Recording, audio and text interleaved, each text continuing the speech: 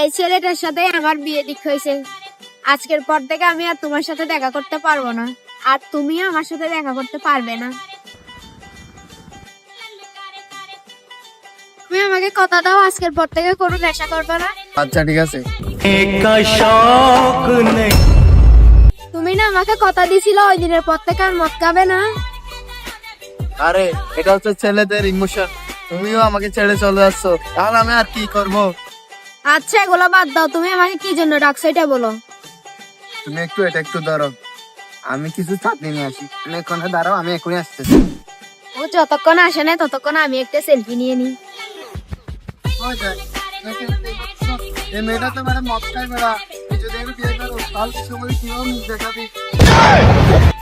ভাই এই শোনো, শুক্রবার আর শনিবার আমার অফিস বন্ধ, দুজনে একসাথে খাবো। वाह क्या मुस्कुराहट है।